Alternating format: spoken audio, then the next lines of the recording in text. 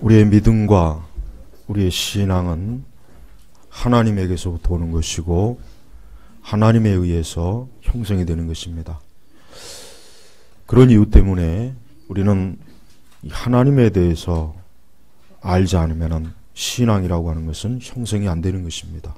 특별히 우리는 이 하나님을 어떻게 아는가, 또 하나님을 또 안다는 것이 무엇인가를 잘 이것을 이해하지 못하면 신앙생활을 아무리 오래 한다고 해도 그 신앙은 무익한 신앙이 될 것이고 형식적이고 죽어있는 신앙이 될 것입니다. 오늘 이 본문에 보면은 이 사건은 굉장히 중요한 사건입니다. 신약성경에 보면은 예수님을 항상 즉 예수님의 그 주변에서 항상 예수님을 감시하고 예수님을 안 좋게 보았던 그룹이 누구입니까? 바로 바리새인들과 사두개인들입니다. 항상 이 두 그룹이 언제나 예수님 주변에 뱅뱅 돌면서 어떻게 하면 저 예수 그리스도를, 저 예수를 어떻게 하면 넘어뜨릴까, 무너뜨릴까, 이게 그들이 궁극적인 목표였습니다. 그리고 그들은 지식이 많습니다. 지식이 많고 그들은 이스라엘 백성들의 교사요 지도자이기 때문에 그 권위가 굉장히 높습니다. 그래서 정말 자칫 잘못하면 예수님은 저들의 어떤 천원 그 물에 잘못 걸려들기면 예수님의 권위는 한순간에 무너지게 되어 있는 것입니다. 오늘 특별히 이 말씀을 하게 된 그 배경은 뭐냐면 이 사두개인들 때문에 그랬습니다. 이 사두개인들도 예수님에 대해서 안 좋게 보고 예수 그리스도에 대해서 사실은 의구심을 갖는 그러한 사람들입니다. 그러한 종류의 사람들입니다. 이 사두개인들의 특징이 뭐냐? 이 사두개인들은 가장 쉽게 얘기하면은 이 사람들은 이성주의자들입니다. 이 사람들은 초자연적인 것을 믿지 않아요. 이 사람들은 비록 유대인이면서도 또 유대 지도자들이면서도 이들은 이 세상의 정치 권력에 가장 관심이 많고 그 외 저들은 그 유대교의 전통적인 신앙과 종교와 그런 관례에 대해서 거의 관심이 없는 사람들이에요. 그래서 이제 오늘날 예수님께 묻는 거예요. 23절부터 보면은 저들이 뭐라 했습니까? 사두개인들이 예수께 다가와서 부활이 없다고 말하면서, 즉 이들은 부활을 믿지 않죠. 부활을 안 믿어요. 나중에 사도 바울도 바리새인들과 사두개인들의 그 논쟁 속에서 부활 문제가 나왔던 적이 있었죠. 지금 오늘 이 사건에서도 사두개인들은 예수께 다가와 부활이 없다고 말하는 거예요. 부활이 없다. 부활이 어딨냐? 부활이 어딨냐? 그러면서 이제 어떤 7 형제가 있는데 그 중에 그 한 형제가 첫째가 결혼하고 살다가 죽었어요. 자식이 없어 죽었어요. 근데 그 아내를 자기 동생에게 남겨놓았습니다. 자, 이스라엘의 그 전통적인 법은 형제가 죽으면, 자식이 없어 죽으면은 그 아내를 그 형제의 부인이 대를 잇도록 해주는, 그 형제가 대를 잇도록 해주는 그런 의무가 있는 것이에요. 그러니까 그 얘기를 꺼집어내면서 결국은 다 죽었다. 나머지 모든 형제들이 다 죽고 그 여자만 남았는데 나중에 이 다음에 하나님 나라에 가서는 그러면은 그 아내는 도대체 그 7 현장 중에 누구의 아내가 될 것이고 어떻게 될 것이냐. 굉장히 곤란한 질문을 퍼뜨린 거예요. 그러니까 이들이 사실은 이러한 질문을 한 이유는 뭡니까? 부활이 없다는 거. 부활이 어디 있겠느냐. 만약에 부활이 있으면은 첫째의 아내는 도대체 그 7 형제 중에 누구의 아내가 될 것인가 라고 하는 것을 고의적으로 지금 굉장히 까다로운 질문을 한 거예요. 아마 웬만한, 즉 하나님의 아들 예수님이 아니었다면 이 질문에 다 난처해서 어떤 말로 대답했을지 참 저는 그게 궁금합니다. 하지만 예수님께서는 저들이 왜 저러한 질문을 하는가 그 의도를 잘 간파했습니다. 29절에 보니까 예수께서 그들에게 말씀하셨다. 너희가 즉 사두개인들입니다. 성경과 하나님의 능력을 알지 못함으로 오해하고 있다 그랬어요. 그러니까 사두개인의 특징이 뭡니까? 사두개인들은 성경을 몰라요. 바리새인들은 일단 성경은 잘 압니다. 그러나 사두개인들은 성경 자체를 잘 몰라요. 또 하나는 뭡니까? 하나님의 능력도 모르는 거예요. 우리가 신앙생활하는 동안 우리 많은 그리스도인들 중에 사두개인들 같은 사람들이 있어요. 하나님의 말씀도 모르고 하나님의 능력도 모르는 사람. 이게 사두개인들이에요. 오늘날 교회 안에도 이런 사람들이 없겠습니까? 많이 있습니다. 성경을 모릅니다. 성경도 읽지 않습니다. 성경의 내용이 뭔지도 모릅니다. 아예 성경 내용 자체를 모르는 사람들도 상당히 많아요. 통계에 보면은 물론 미국에서 나온 통계이지만 어떤 한 사람의 그리스도인들이 일생을 살면서 성경을 한 번도 안 읽어본 사람들이 너무 많습니다. 아마 우리나라도 조사하면은 교회를 다니기 시작한 이후부터 성경을 단 한 번도 읽지 않은 사람들이 상당히 많을 거예요. 뭐 2번, 3번은 고사하고 단 한 번도 창세기부터 계시록까지 단 한 번도 성경을 읽지 않은 사람들이 부지기수예요. 부지기수입니다. 사두개인들이 바로 그런 사람들이었어요. 이들은 유대의 지도자들이요, 유대의 정치 권력을 가지고 있는 사람이지만 성경을 모르는 거예요. 우리는 교회를 다니면서도 성경을 모르는 사람들이 지금 시대에 너무 많습니다. 성경을 알지 못하니까 신앙이 없어요. 신앙이 자라질 않습니다. 성경적 신앙이 없는 거예요. 우리는 성경을 알아야 돼요. 어떤 분들은 거꾸로 신앙생활을 하는 게 있어요. 저는 책을 많이 읽고 신조 공부를 많이 하고 신학을 공부를 많이 하고 교리를 많이 알아요. 그러나 성경은 안 읽어요. 그런 사람들이 우리 교회는 없었으면 좋겠어요. 신조 공부 안 하고 교리 공부 안 해도 돼요. 신학 공부 안 해도 돼요. 성경 읽으십시오. 성경만 제대로 잘 읽어도 우리는 성경 그 자체에서 적어도 우리의 구원과 우리의 신앙생활에 필요한 모든 것들을 다 공급받을 수 있습니다. 사실 일반적인 신앙생활을 하는 데 있어서 전문적인 신앙이나 전문적인 신조나 교리는 그렇게 크게 많이 필요하지 않습니다. 하다못해 사복음서만이라도 제대로 잘 읽으면 복음의 신앙, 구원받는 신앙 전혀 문제가 없어요. 그래서 이 사두개인들은 예수님께로부터 굉장히 따끔한 책망을 받는 거예요. 너희가 성경을 모르는구나. 성경을 모르니까 그런 쓸데없는 질문을 하는 거야. 너희가 성경을 알았다면 애초부터 이따위 질문을 하지 않았을 거야. 그다음에 또 하나 뭡니까? 하나님의 능력이에요. 능력. 여기에서도 저는 꼭 짚고 넘어가고 싶은 게 뭐냐면 성경을 많이 알고 아무리 신학을 알고 아무리 신조를 알아도 하나님의 능력을 모르면 역시 그것도 꽝이에요. 역시 그것도 꽝입니다. 우리는 하나님의 능력을 알아야 돼요. 여러분, 우리가 하나님이 안 계신데 하나님이 계신 것처럼 우리가 신앙생활하는 건 아니죠. 아마 누구나 다 그럴 거예요. 아니, 하나님이 안 계신데 내가 왜 신앙생활 하겠는가? 근데 거기서 또 한 걸음 더 나아가야 돼요. 하나님의 능력을 모르고 신앙생활하는 거나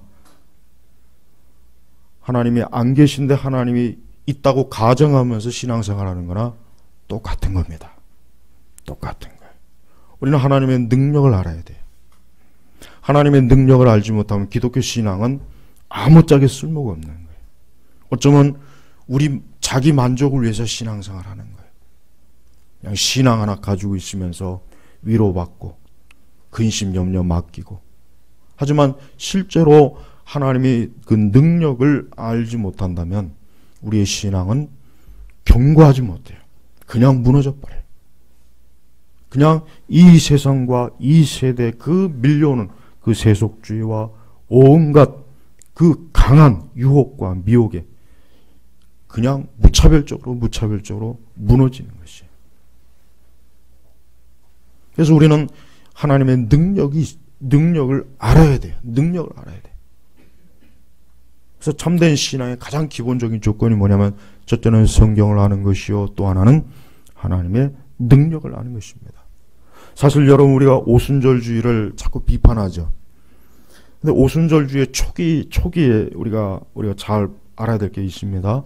적어도 오순절 신앙은 하나님의 능력에 대해서만큼은 그래도 어느 정도는 어느 정도 인식하고 있다는 거 알아야 돼요. 근데 그들은 성경을 잘 모릅니다. 교리를 잘 몰라요. 신학에 너무 약해요. 그러면서도 일단 하나님의 능력에는 굉장히 어때요? 그래도 집착을 하는 경향이 있어요. 우리가 무조건 오순절을 폄하하면 안 돼요. 잘 모르는 사람들은 무조건 오순절이라든가 어떤 하나님의 능력에 대해서 얘기하면은 괜히 막 거부감을 갖지만 그러면 안 됩니다. 여러분 성경 전체를 보십시오. 성경 전체 읽어보면은 하나님의 능력이 얼마나 많이 나타납니까? 자, 예수님의 사역에서도 보십시오. 예수님께서 그냥 예수님께서 내가 하나님의 아들이다. 나를 믿으면 죄를 사함받고 장차 천국에 갈 것이고, 예수님께서 만약에 그런 식으로만 가르쳤다면은 과연 예수님의 사역이 온전했겠습니까? 우리는 성경의 요한복음의 끝장에 보면은 예수님께서 행하신 것들이 엄청나게 많은데 그 모든 걸 다 기록한다면 이 세상이라도 부족하다 그랬어요. 우리는 예수님께서 많이 가르쳤어요. 예수님께서 엄청나게 가르쳤어요. 하나님 나라의 소식을 증거했어요. 복음을 전했어요. 그러나 예수님은 죽은 자도 살렸고 귀신도 쫓아냈고 병든 자도 고쳤고, 이러한 일이 성경에 기록된 거는 그냥 극히 일부분이고 기록되지 않은 일들이 엄청나게 많은 거예요. 그럼 왜 예수님께서 그와 같은 것들을 왜 행하셨겠습니까? 그분이 하나님의 아들로서 하나님의 능력이 있다는 것을 사람들에게 보여준 거예요. 사람들에게 보여준 거예요. 그러니까 예수님의 사역은 균형 잡힌 거예요. 예수께서는 말로만 하지 않았어요. 우리는 사도들도 역시 마찬가지입니다. 우리는 사도들도 복음을 말로만 증거한 것이 아니라 우리는 하나님의 능력이 나타났다는 것을 우리가 사도행전을 보면 알고 바울의 사역에서도 보면 압니다. 저는 이것이 굉장히 중요하다고 생각해요. 왜 그러냐? 기독교라고 하는 것은 단지 이론적인 것만 가르치는 것이 기독교가 아니에요. 기독교는 단지 이론적인 것만 추구하는 것이 기독교가 아닙니다. 기독교에는 반드시 하나님의 능력이 있어야 돼요. 근데 안타깝지만 우리 시대 교회는 사실 성경적 신앙도 성경 자체에 대해서도 무지하지만 안타까운 것은 하나님의 능력에 대해서도 사실은 교회가 지극히 어때요? 무지하다는 것을 알 수가 있어요. 그래서 우리는 이 두 가지에 있어서 균형을 잡아야 돼요. 반드시 잡아야 됩니다. 어느 한쪽으로 치우치면 안 됩니다. 우리는 성경 공부 많이 해. 우리는 신조 공부 많이 해. 우리는 교리 공부 많이 해. 바울이 그랬죠. 하나님 나라에는 말에 있지 않고 능력이 있다 그랬어요. 바울이 가만히 보니까 말은 잘해요. 그래, 참 너희들 말 잘하는구나. 아는 거 많구나. 근데 내가 가서 볼 거다. 너희에게 하나님의 능력이 있는지 볼 거다. 그 말은 뭐냐면 나도 역시 하나님에 대해서 많이 알지만 나에게는 하나님의 능력이 있다는 것을 얘기한 거예요. 어디 한번 해보자. 물론 안 좋은 사역자지만 존 인버 같은 사람은 능력 대결이라고 한때 유행했죠. 저는 그거는 일단 신학적으로 일단 문제가 있으니까 그에 대해서는 사실은 부정할 수밖에 없지만, 그러나 한 가지 중요한 핵심이 있습니다. 적어도 현대 복음주의 교회가 하나님의 능력에 대해서는 너무나 많이 잊어버렸다. 하나님의 능력에 대해서는 교회가 너무나 많이 힘을 잃었다. 그러니까 그거 하나 집어낸 건 잘했어요. 그건 잘한 거예요. 우리는 우리의 모든 일상적인 신앙생활에 단지 아는 것만으로 되는 거 압니다. 하나님의 능력이었으면 많이 아는 것 자체가 사실은 어떻게 보면은 무기력해요.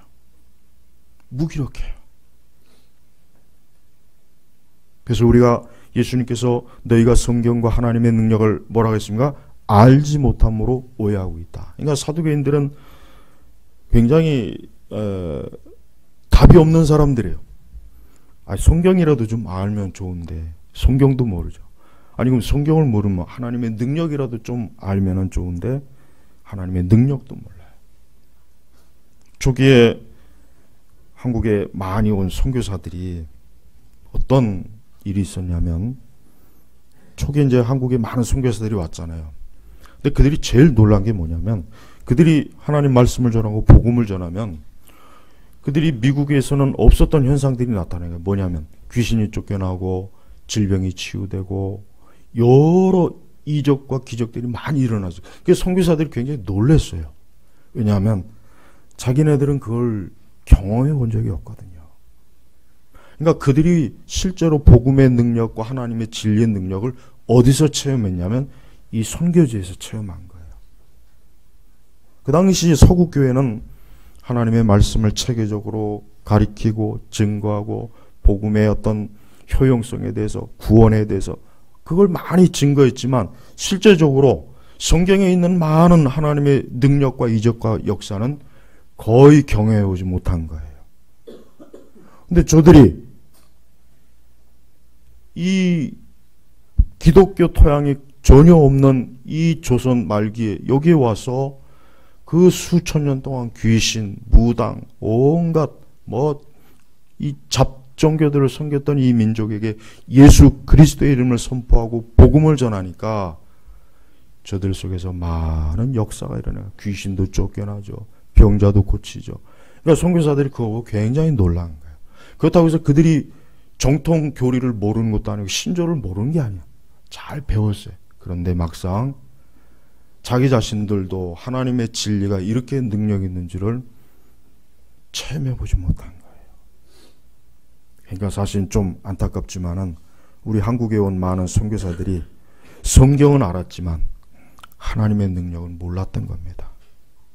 그래서 저들은 그러한 것들을 본국에 선교 보고를 하면서 그런 것들을 다 본국에 보내면 본국에 있는 많은 그 선교 기관에 있는 사람들이 깜짝깜짝 놀라요. 야, 왜 우리에겐 이런 게 없지? 야, 이런 놀라운 일이 거기 있었구나. 그래서 그러한 것들을 그 본국에 있는 후원하는 교회들에게 이렇게 선교 보고를 하게 되면은 그 교인들이 굉장히 놀랍니다. 야, 선교지에서 정말 하나님의 능력과 살아계심이 나타나는구나. 굉장히 놀랍니다. 바로 이거예요. 여러분, 우리 개인의 신앙에 대해서 좀 얘기해 보겠습니다. 자, 참된 신앙은 개인적인 거예요. 우리는 하나님에 대해서 많은 것들을 알 수 있고 하나님에 대해서 연구도 할 수 있고 하나님에 대해서 뭔가 말할 수 있고 가르칠 수 있습니다. 그러나 그 하나님이 나의 하나님이 아니면 안 되는 거예요. 오늘 말씀처럼 아브라함의 하나님, 이삭의 하나님, 야곱의 하나님. 하나님께서는 구체적으로 나는 아브라함의 하나님이다. 이 얘기는 뭡니까? 아브라함 자신이 하나님을 직접적으로 알고 체험하고 그 하나님을 경험한 것이에요. 그래서 아브라함도 나는 하나님을 알아. 하나님이 어떠한 분인지를 나는 알아. 하나님을 개인적으로 하는 것입니다. 그 다음에 또 이삭도 마찬가지입니다. 이삭도 하나님에 대해서 알았어요. 하나님도 이삭을 알았습니다. 야곱은 뭐 좀 말할 것도 없습니다. 하나님은 야곱을 알았습니다. 야곱도 하나님을 알았어요. 자, 여기에서 이제 우리 개인에게 적용을 해야 되겠습니다. 하나님이 나를 알까요? 이 부분은 거의 아마 동의할 거예요. 그래, 하나님 나를 아신다. 자, 그럼 반대로 나는 하나님을 알고 있느냐 이거예요. 나는 하나님을 알고 있느냐 이거예요. 이 부분에서 확실해야 됩니다. 우리는 그냥 단지 사도신경이나 신조나 신앙 고백을 외우는 것으로 내 신앙이 되었지라고 착각하면 안 됩니다. 내가 하나님을 알고 있느냐 이게. 지금 이 자리에서 아브라함이나 이삭이나 야곱에게 만약에 인터뷰한다고 생각해봐요. 하나님 아십니까? 그러면 아브라함이나 이삭이나 야곱이나 이구동성으로 알지, 당연히 알지. 하나님 날 부르셨고 하나님 나와 동행하셨고 난 하나님을 체험했고 난 하나님의 말씀을 들었고 난 그분의 모든 것들을 알고 있어. 그분이 나에게 보여주셨어. 알게 하셨어. 근데 우리에게는 그런 게 있냐 이거야. 나에게는 그게 있냐 이거야. 그냥 막연히 그냥 신앙생활 했고 교회 다녔으니까 하나님은 하나님. 아니에요. 그러면 안 됩니다. 지금 그걸 얘기하는 게 아니에요. 신앙 고백 얘기하는 거 아니에요. 내가 하나님을 정말 알고 있느냐 이거예요. 야곱이 어느 날 집을 떠나서 처량하게 광야에서 이제 잠을 잘 때가 됐어요. 야곱이 얼마나 참 괴로운지 몰라요. 어? 부모하고 떨어지고 형제하고도 원수지간이 되고 광야에서 잠을 자야 됐어요. 그날 그가 꿈을 꾸면서 하나님을 만났어요. 그가 그 광야에서 하나님을 만나서 그가 거기서 너무나 놀란 거예요. 야, 난 이제까지 맨날 아브라함의 하나님, 이삭의 하나님, 맨날 우리 그냥 아버지나 조부한테 맨날 하나님에 대한 얘기를 들었는데 진짜 하나님이 계시는구나. 야곱이 그때서야 하나님을 안 거예요. 야곱이 이삭이나 아브라함한테 하나님에 대해서 얼마나 말을 많이 들었겠어요. 야, 내가 하나님하고 이러한 일이 있었다. 이러한 일 많이 들었어요. 근데 그때 야곱은 그냥 그래요? 예, 알겠습니다. 하나님이 그러셨군요. 할아버지가 그 할머니 팔아먹을 때 한번 뒤지게 혼났다고요? 알았습니다. 아유, 참, 그러면 안 되죠, 할아버지. 근데 야곱은 자기가 하나님을 직접 겪어보지는 못한 거예요. 듣기만 한 거예요.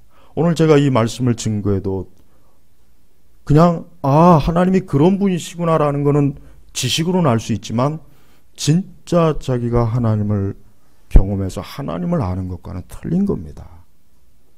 제가 지금 이걸 얘기하고 싶은 거예요. 그래서 하나님께서는 아브라함의 하나님, 이삭의 하나님, 야곱의 하나님이라고 한 이유가 뭐냐면 하나님은 개인적인 하나님이 되시는 거예요. 개인적인 하나님이 되시는 거예요. 그러니까 우리 자신도 정말 하나님이 나의 하나님이 되실까? 나는 정말 하나님을 알고 있을까? 내가 하나님 아버지, 하나님의 이름도 부르고 하나님에 대해서 내 나름대로 책도 읽고 공부도 하는데 나는 정말 이 하나님을 야곱과 같이 하나님이 참으로 여기 살아계시구나 하는 걸 알고 있느냐 이거예요. 바로 개인적으로 알아야 돼요. 개인적으로 하나님을 알지 못하면은 그 신앙이 사실 없는 겁니다. 없는 거예요. 이런 부분은 로이드 존스의 설교에서 굉장히 많이 나와요. 왜?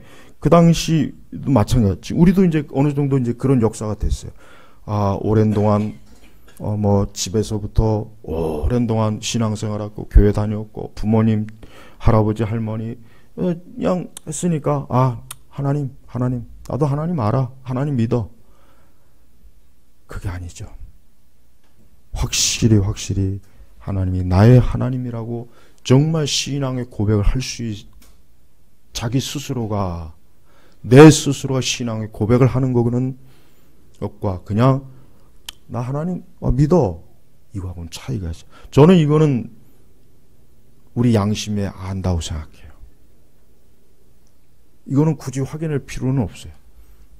우리 스스로가 안다고 생각해요. 나는 정말 하나님을 알까? 우리 아버지 어머니가 믿는 하나님, 우리 할아버지 할머니가 믿는 하나님을 알까? 그분들로부터 하나님에 대해서 신앙에 대해서 많은 얘기도 들었고 나도 교회에 있었는데 나는 정말 하나님을 알면서 신앙생활하고 있고 교회 다니고 있을까? 사두개인들은 전혀 모르었던 거예요. 그들이 비록 아브라함의 씨들이요 야곱의 씨들이요 이삭의 씨들이지만 그들의 조상이 믿음의 조상이지만 사두개인들은 안 믿는 거예요. 무슨 광야에서 만나가 내렸겠냐, 무슨 불기둥과 구름기둥이 있겠냐. 사두개인들이 그런 사람들이에요. 그러니까 부활 같은 게 어딨냐. 죽으면 끝이다. 그냥 이 세상에서 많은 권력을 가지고 누리다가 그냥 멋있게 살다가 죽으면 끝이지 부활 같은 게 어딨냐. 사두개인들이 이런 사람들이었어요. 옛날에는 바리새인들 같은 사람이 더 많았는데 교회에 지금은 저는 사두개인들이 더 많다고 생각합니다. 과거에는 바리새인들이 더 많았어요. 교회. 근데 지금은 사두개인들이 더 많아요. 비율적으로. 역전이 돼버린 거예요. 역전. 그러니까 교회가 그만큼 하나님의 능력을 알지 못하는 세대로 넘어가 버린 거예요. 우리는 단순히 하나님 진짜 하나님을 아는 사람은 하나님 두려워해요. 하나님은 사랑합니다. 하나님이 어떠한 분이시지 알기 때문에 모든 일에 항상 하나님 앞에서 살아요. 하나님 앞에 숨길 수가 없어요. 알아요. 정말 압니다. 그래서 여러분 신앙은 개인적인 거여야 돼요. 우리 신자 안에 하나님의 생명이 있을 때 하나님을 안다라고 할 수 있는 거예요.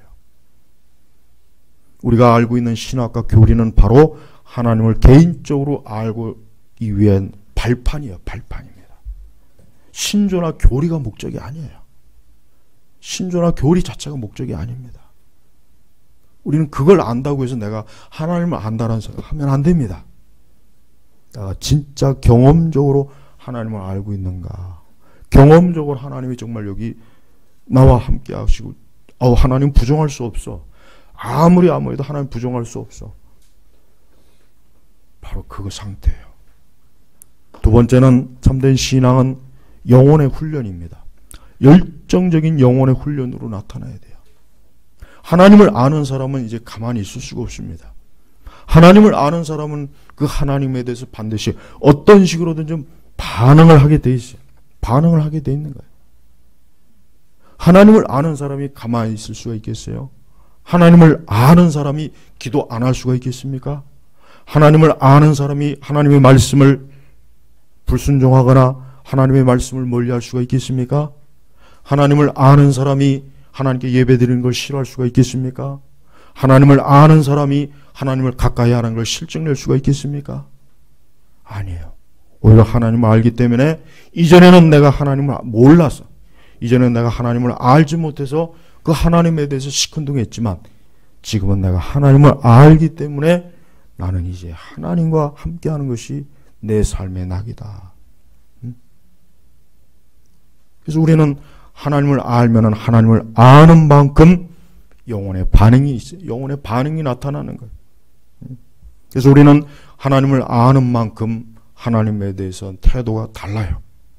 하나님을 모르는 사람은 하나님 앞에 전혀 하나님 의식하지 않습니다. 형식적 의식은 할 수 있어요. 의식적인 건 할 수 있지만 실제적으로 우리 영혼 속에서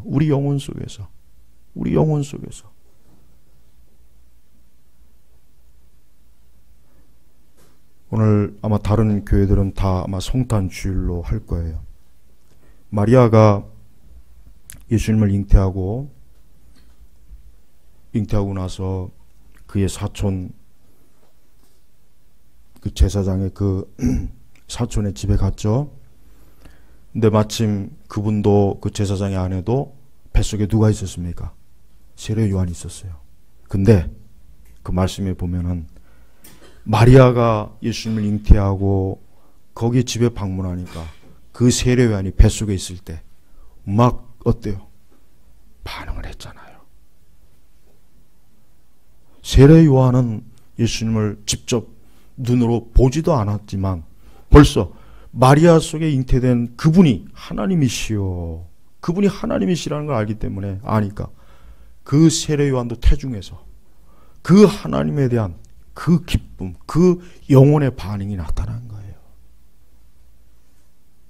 저는 뭐 이런 얘기하면 좀 그렇지만, 제가 뭐 모든 걸 다 알 수는 없지만은, 저는 하나님을 아는 사람과 모르는 사람에 대해서 이제 어느 정도는 저도 알 만큼 저도 사역의 경험이 있습니다. 저분은 하나님에 대해서 진짜 아는 사람이다. 그걸 뭐 그렇다고 제가 무슨 점쟁이가 아니에요. 제가 예언을 한다는 건 아니에요. 제가 그런 의미로 말하는 게 아니라, 저분은 그래도 하나님을 아는 분이다. 그러니까 요 정도, 제가 요 정도 안다는 거지, 무슨 뭐 제가 뭐 속을 들여다본다는 건 아니에요. 하나님을 아는 사람은 틀립니다. 저는 그가 많이 배우고 적게 배우를 따지질 않아요. 여러분, 옛날에 시골에서 그 신앙생활하는 분들 중에는요, 글자들 몰라가지고 성경도 못 읽는 사람이 많았어요. 옛날에 할아버지 할머니들은. 그래도 그들은 예수님에 대해서는 알았어요. 예수님에 대해서 알았기 때문에 그가 예수님에 대해서는 누구보다도 많은 말을 할 수가 있어요. 신학생들보다, 심지어 하나님 모르는 목사님보다 하나님에 대해서 더 많은 것들을 얘기할 수 있어요. 왜? 진짜 하나님을 경험했기 때문에 아는 거예요. 경험해 보니까 아는 거예요. 성경에서 하나님을 안다는 그 히브리 용어의 의미가 뭔지 아십니까? 그걸 좀 얘기해야 이제 부부간에 안다는 거예요. 부부간에 안다는 거예요. 바로 그 얘기를 하는 거예요.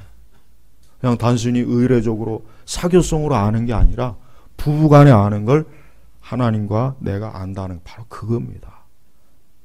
그러니 이건 속일 수가 없잖아요. 그렇죠? 그건 속일 수가 없는 거예요.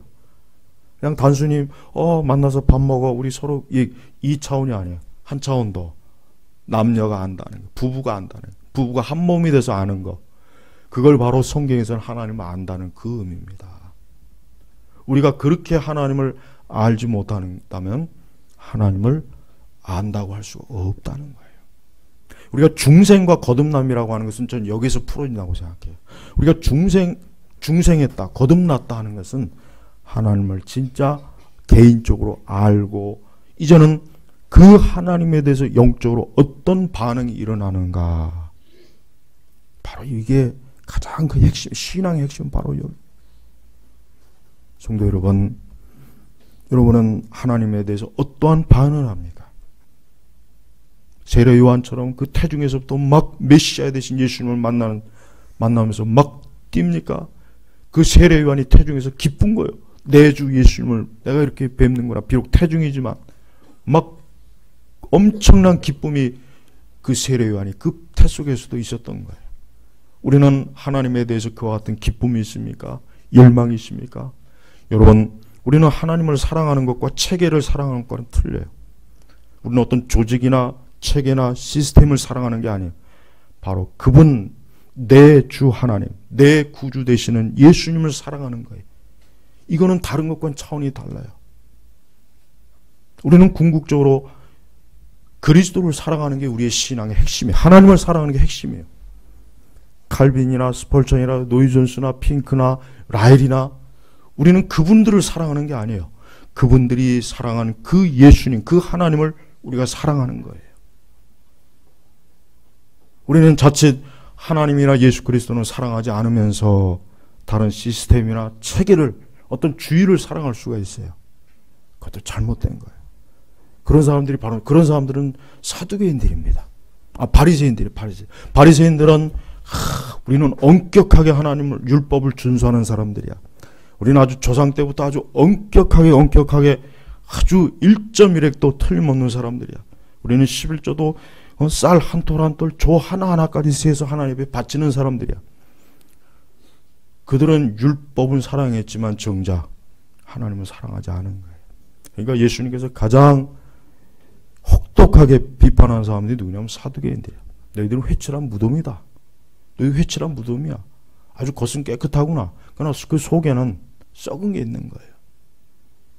성도 여러분, 하나님을 진짜 사랑하는 것이 가장 먼저예요.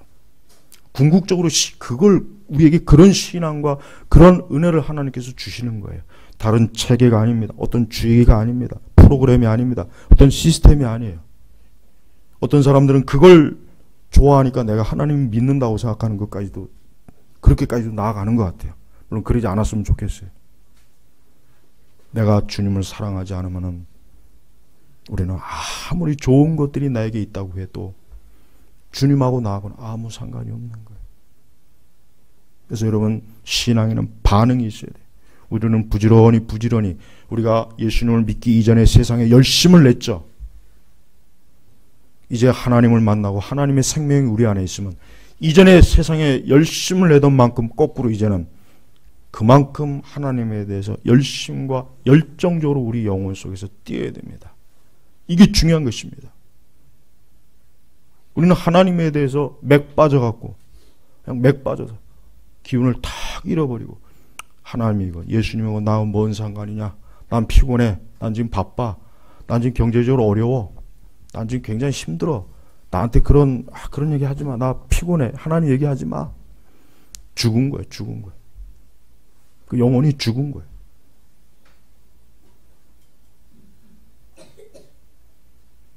우리 안에 아무것이 없어도 외양간에 소도 없고 뭣도 없고도 나는 여호와를 인하여 즐거워하고 기뻐하리라. 그러니까 참된 하나님의 생명이 그 안에 있는 사람은 아무리 현 상황이 어렵고 고난이 오고 힘들어도 그 속에 하나님에 대한 기쁨이 절대 줄어들지 않습니다. 오히려 더욱 넘쳐나는 거예요. 그래서 여러분이 참으로 그리스도를 사랑한다면, 하나님을 사랑한다면 여러분의 영혼에 반응이 나타나야 돼요. 부지런히 반응이 나타나야 돼요. 옛 성품이 이제 새로운 성품이 되었고, 이제는 여러분이 내적으로 계속해서 이제 전쟁이 일어나는 거예요. 이제는 하나님이 좋아하는 것과 세상이 좋아하는 것과의 사이에서 언제나 영적 갈등과 심령의 갈등이 있겠지만 항상 하나님이 기뻐하는 것으로 여러분은 발걸음을 돌리게 되는 것입니다. 하나님을 사랑한다고 해서 저절로 모든 걸 우리 스스로가 하나님이 기뻐하는 쪽으로 가지는 않아요.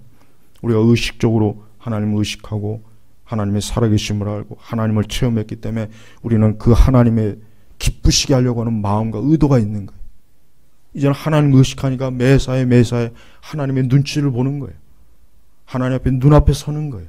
이제는 그분 앞에 사는 거예요. 전에는 하나님 신경도 쓰지 않던 사람이 어느 날 갑자기 중생과 거듭난 이후에 그 안에 그리스도의 생명이 들어간 이후부터는 이제는 매사에 하나님이, 이제는 사람이 아니에요.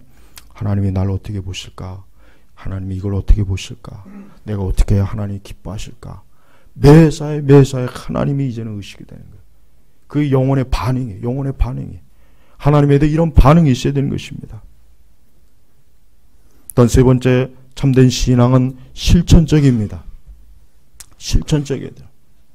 살아있는 신앙, 정말 하나님을 체험하고 하나님을 개인적으로 알고 하나님을 경험적으로 알고 그 하나님에 대해서 반응하는 사람은 반드시 실천적인 신앙, 반드시 신앙은 실천이어야 돼요.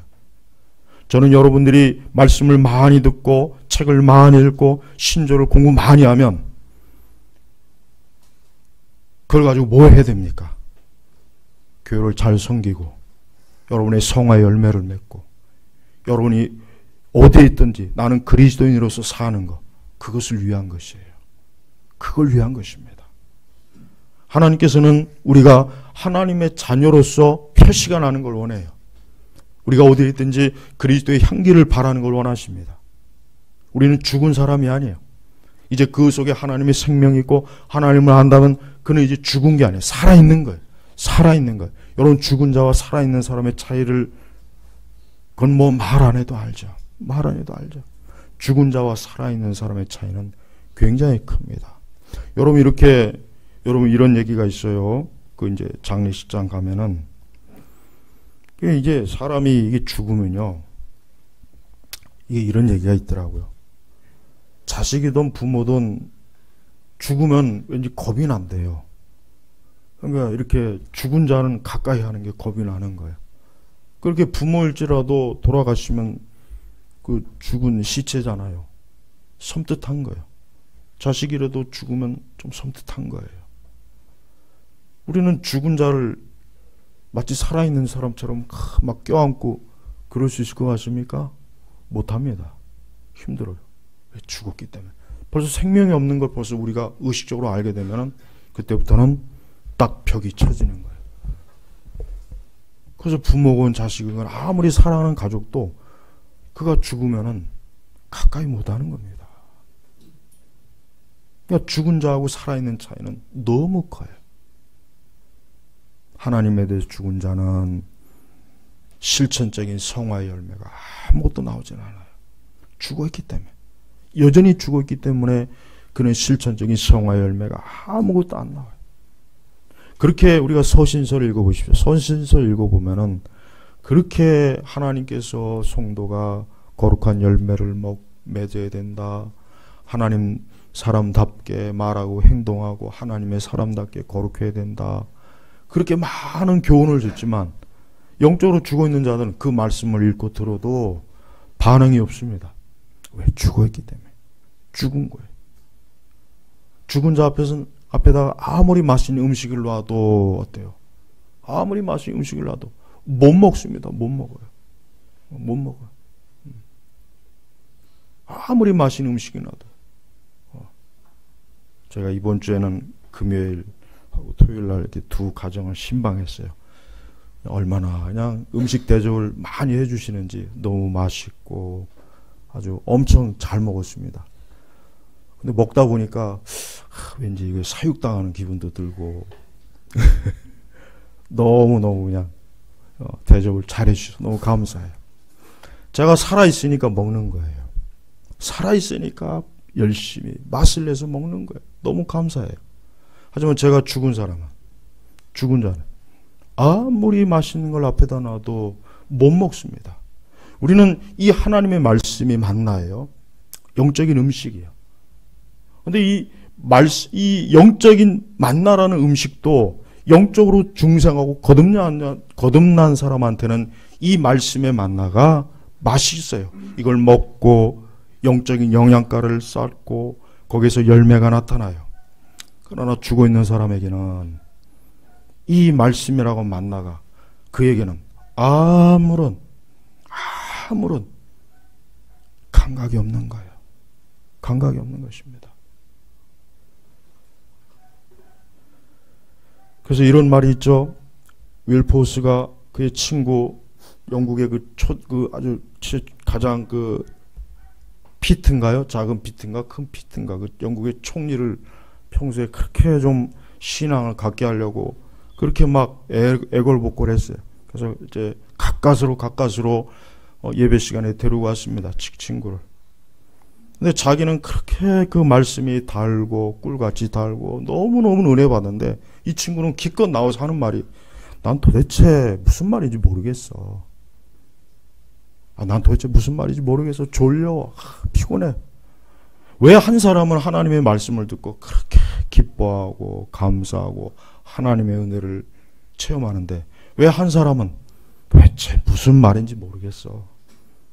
그가 지식이 없습니까? 학식이 없습니까? 그렇게 똑똑한 사람이 왜 하나님의 말씀을 못 알아들을까요? 영적으로 죽어있기 때문에 그래요. 우리 성도 여러분, 저는 좀 더 심각하게 의문을 제기하고 싶어요. 우리가 과연 내가 살아있는 사람으로서 오늘 아브라함과 이삭과 야곱은 이 땅에서 실제로 육신에 거할 때 하나님과 정말 만나고 하나님과 동행하고 하나님을 체험하고 하나님도 저들을 알았습니다. 자, 우리는 어떠냐 이거. 나는 어떠냐 이거. 나는 어떠냐 이거. 나는 과연 예수님을 압니까? 난 그분과 동행합니까? 난 그분을 정말 안다라고 할 수 있을까요? 내 영혼성엔 참으로 하나님의 영이 임재할까요? 내 속에서는 참으로 하나님이 계시니까 나도 하나님을 알아. 내 비록 그렇게 대단한 지식이나 대단한 능력은 없지만 난 하나님 알아. 이건 부인할 수 없어. 내 목에 칼이 들어와도 나는 하나님을 알아. 이거는 부정할 수가 없는 거야. 정말 이럴 수가 있냐 이거예요.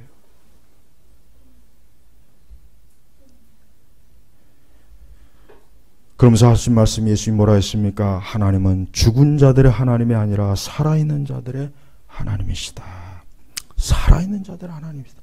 죽은 자들의 하나님. 이 말씀의 의미는 뭐냐면 하나님은 살아계신 하나님이고 아브라함이나 이삭과 야곱도 살아있는 사람이라는 거예요. 그러니까 지금 예수님의 이 짧은 한 구절은 굉장히 놀라운 말씀이에요. 하나님도 믿지 않고 부활도 믿지 않고 영생도 믿지 않는 이 사두개인들이 들을 때는 아브라함이나 이삭이나 야곱도 살아있지만 하나님도 살아있다는 그 말에 그래서 33절에 뭐라 그랬습니까? 무리들이 듣고 그분의 가르침에 놀랐다. 이 얘기는 뭐냐면 그 당시 유대교 신앙이라고 하는 게 거의 죽었다는 거예요.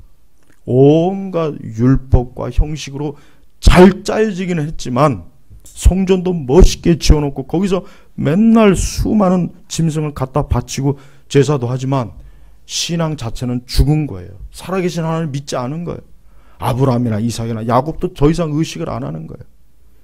근데 예수님이 이런 말씀을 하니까 놀란 거예요. 야, 하나님 살아계시는구나. 그걸 몰랐네. 하나님 살아계시는구나. 그럼 난 이제까지 도대체 뭐 한 거야? 난 이제까지 도대체 뭐 한 거야 도대체? 우리에겐 제사장도 있고 성전도 있고 제사도 하는데 난 도대체 뭐 하는 거야?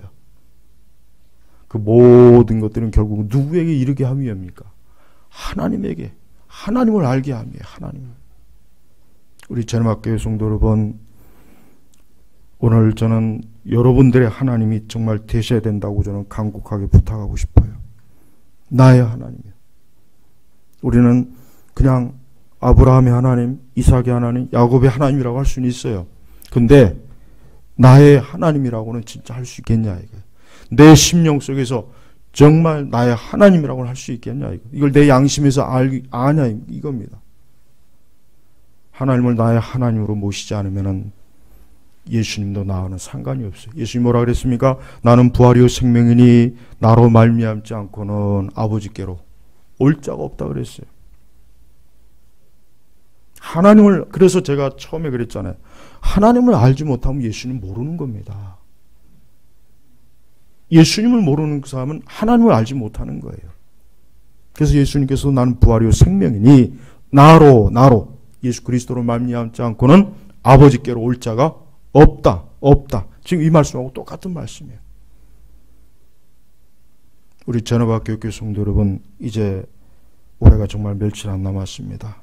우리 성도 여러분도 장차 하나님을 만나야 돼요. 하나님 앞에 설 겁니다. 근데 그때 가서 나의 하나님이라고 하나님 앞에 나아갈 수 있을지 심각하고 진지하게 스스로 돌아보셔야 돼요. 우리는 평생 누구의 하나님 말은 많이 들었잖아요. 그렇지만 정말 나의 하나님인가는 한번 진지하게 생각해 보신 적이 있습니까? 정말 나의 하나님이라고는 정말 진지하게, 정말 하나님이 나의 하나님일까라고는 진지하게 돌아보신 적이 있습니까? 돌아보셔야 돼요. 그렇지 않으면 하나님 나하고는 아무 상관이 없어요. 주님하고는 상관이 없어요. 예수님하고는 아예 상관이 없는 거예요. 예수님을 거치지 않고 하나님께로 갈 길이 없어요. 마찬가지로 우리는 하나님을 모르고서 나는 예수님을 믿는다 할 수 없습니다. 똑같은 거예요. 그게 같은 얘기입니다, 사실은. 근데 대부분의 교회들이 예수님에 대해서 얘기하면서 정작 하나님에 대해서는 전혀 가르치질 않아요. 그러니까 성경을 모르는 거예요. 진짜 성경을 아는 사람은 하나님을 압니다. 하나님의 능력도 압니다. 그러나 하나님 믿지 않는 사람은 성경도 모르는 것이고 하나님의 능력도 모르는 것이에요. 우리를 구원하신 예수님께서는 결국 사람들에게 아브라함의 하나님, 이삭의 하나님, 야곱의 하나님, 이 살아계신 하나님을 우리에게 보여주시려고, 우리에게 이끄시려고 이 땅에 예수님이 오신 거예요. 우리 제네바 교육교회가 비록 성탄절은 지키지 않지만 그렇다고 예수님을 부정하거나 그리스도의 탄생과 그분의 살아계심을 부정하는 아니에요. 오히려 우리는 더욱 예수님께서 왜 이 땅에 오셨는가? 하나님 아버지 하나님을, 그 하나님 아버지를 우리에게 나타내 주시려고 오신 유일하신 독생자이십니다. 우리 오늘 온 성도분들 예수님을 믿으십시오. 그것이 바로 하나님을 아는 것이고 하나님을 아버지라고 부르는 것이 예수님을 믿는 것입니다. 기도하겠습니다. 하나님 아버지 감사합니다. 오늘 이 시간에도 우리 제네바 교육교회가 하나님의 거룩하신 말씀으로 살아계신 하나님, 죽은 자의 하나님이 아니라 산 자의 하나님을 오늘 말씀으로 들었습니다. 오늘 이곳에 있는 우리 모든 교우들이 이 말씀을 다시 한번 곰곰이 생각하고 말씀을 읽어보면서 과연 하나님을 나의 하나님 아버지라고 할 수 있는지 진지하게 자신의 영혼을 돌아보게 하소서. 예수님의 이름으로 기도 올렸습니다. 아멘.